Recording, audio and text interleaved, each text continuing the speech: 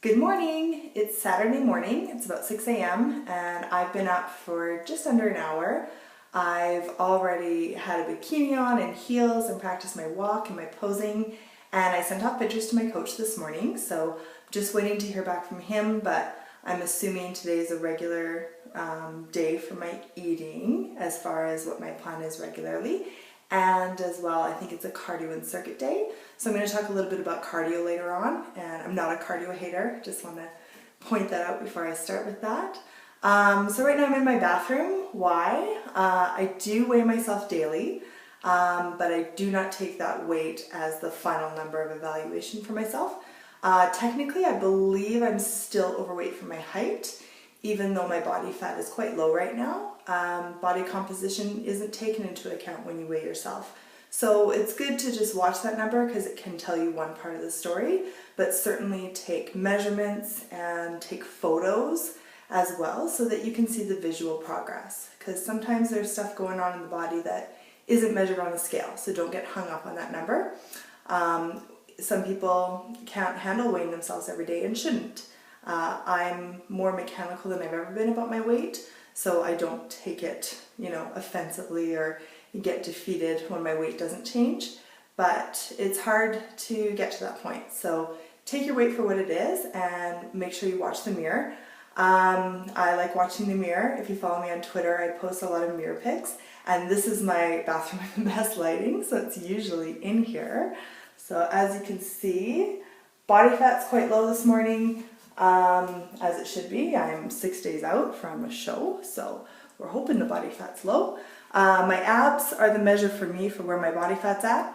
My arms and shoulders can be quite lean even if I'm carrying excess body fat because I lean out from the top down.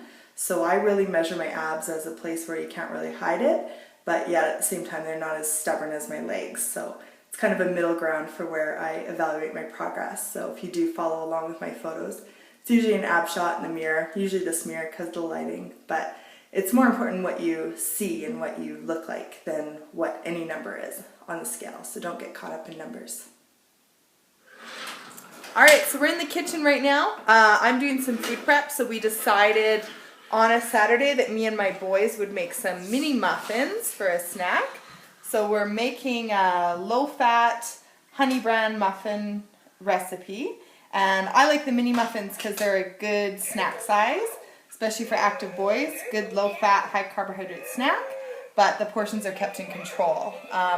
Regular muffin sizes can kind of get out of control, especially if you go and buy them commercial. So we're making them a little more bite-size for the little guys.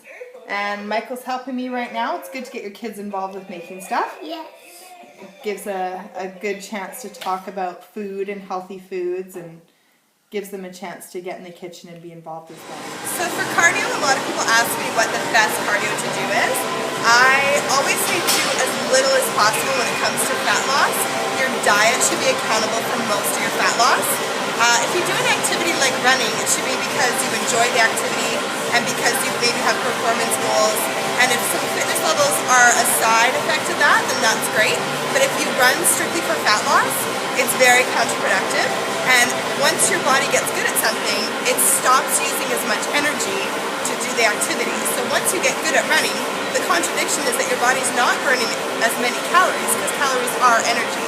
So just be careful with steady state cardio and activities like that, especially if you're doing them just to lose fat, because it doesn't work like that. I do 2 days of interval cardio, so I do 2 days where I spend 30 seconds in a really high intensity sprint, and then I do 1 minute of recovery. Do that 8 times for a total of 12 minutes. 2 other days I do a circuit, and then I do some steady state cardio for 15 minutes only. So I'm just keeping the heart rate up for a little bit, kind of flushing out the system after the circuit that I do. And I can pick any machine I choose, so I kind of pick whatever one appeals to me. Right now I'm feeling hardcore, so I'm going to do the step mill.